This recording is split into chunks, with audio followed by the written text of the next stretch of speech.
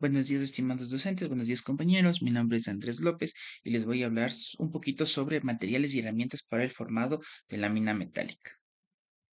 Ok, dentro de estos materiales, sobre todo en la industria automotriz, van apareciendo nuevos materiales para las estructuras de carrocería de automóviles.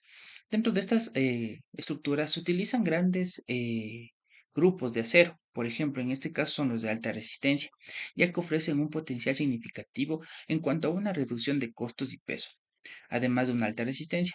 Uno de los principales objetivos de utilizar estos materiales es reducir la cantidad de piezas individuales dentro de la estructura de la carrocería de un automóvil, para así generar mayores beneficios en términos de costo, peso y sostenibilidad, pero todo esto sin afectar lo que es el rendimiento del automóvil. Existen muchos grupos, pero en este caso yo he elegido lo que son los aceros martensíticos.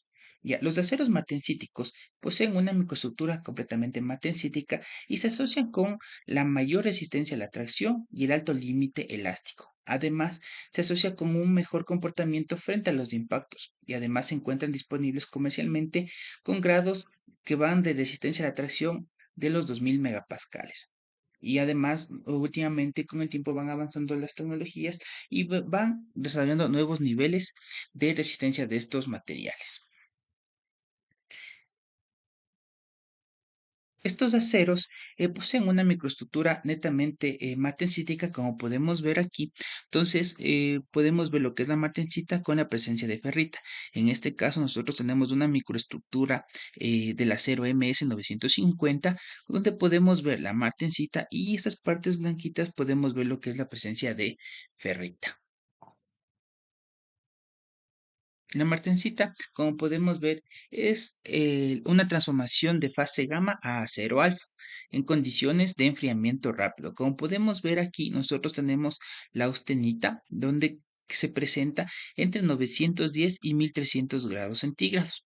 Y tenemos la fase alfa o la ferrita, que se da en temperaturas menores de los 910 grados centígrados. Como podemos ver aquí en el diagrama, tenemos lo que es la austenita y la ferrita, y como se obtiene con un enfriamiento rápido, se podemos observar la presencia de ferrita en su microestructura.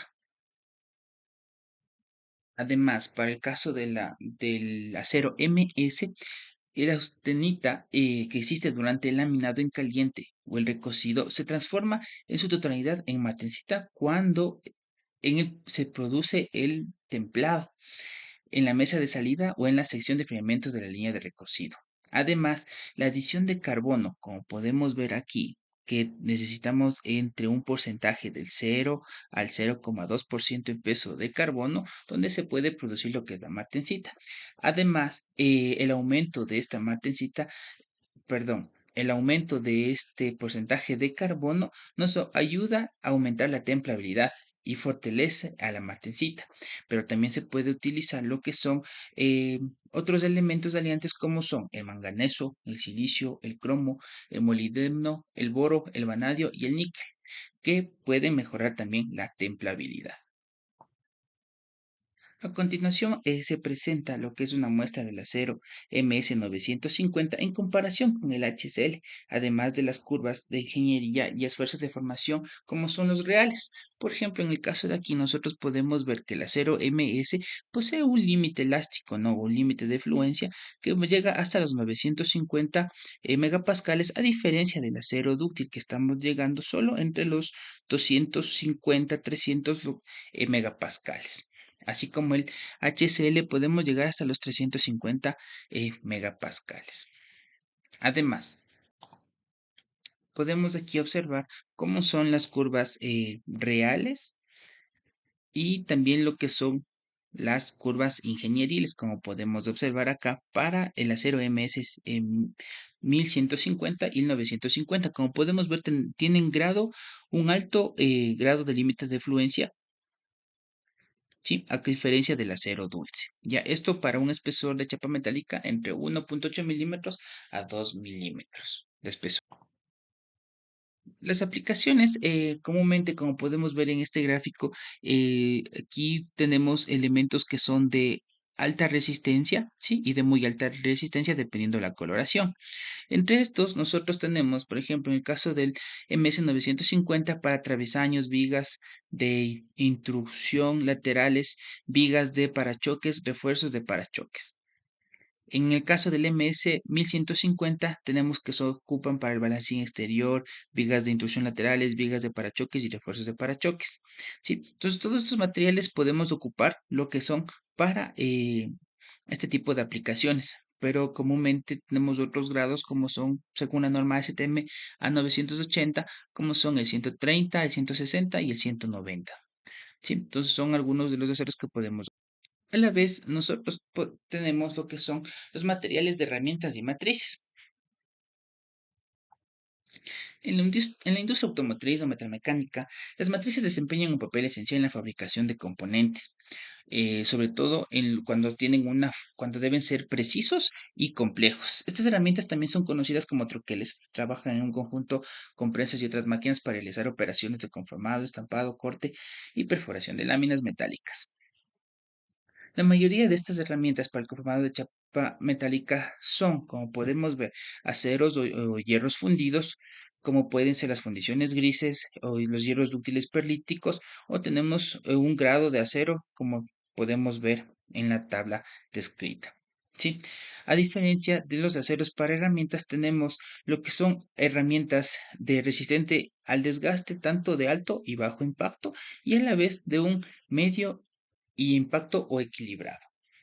Como podemos ver algunas series, como se presentan aquí en la diapositiva. Además, cabe mencionar que para producir nosotros una herramienta o mientras se va usando, como podemos ver aquí, nosotros se puede ver la herramienta y la matriz. Y la herramienta, lo que es, se puede producir un desgaste.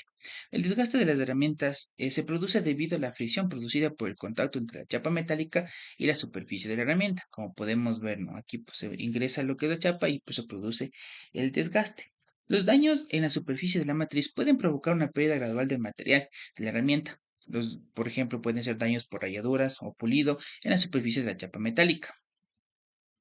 Hay algunos factores que nosotros podemos considerar, de los cuales aumentan la tensión y provocan el fallo prematuro de las piezas formadas. Además, la cantidad de desgaste aceptable entre los periodos de mantenimiento pueden ser un factor clave para evitar este tipo de fallas. Algunos de estos elementos que afectan a la especificación del material de la matriz son, por ejemplo, la chapa metálica seleccionada a ser procesada, ya que se caracteriza por su resistencia, espesor, recubrimiento de la superficie y perfil de la superficie. Además, la construcción de matrices como son la maquinabilidad, la nitidez de radios, el acabado superficial, la dureza de las matrices y específicamente en los radios y cordones de embutición. Además, también una buena lubricación puede mejorar o evitar este tipo de desgaste, que también nos permite evitar lo que es un alto o costo por la pieza. Es decir, cuando se da un mantenimiento correcto a estos tipos de materiales, podemos beneficiarnos también en el costo. Bueno, pues agradecerles por esta pequeña presentación, por su atención, esperando les haya gustado. Muchas gracias y saludos a todos.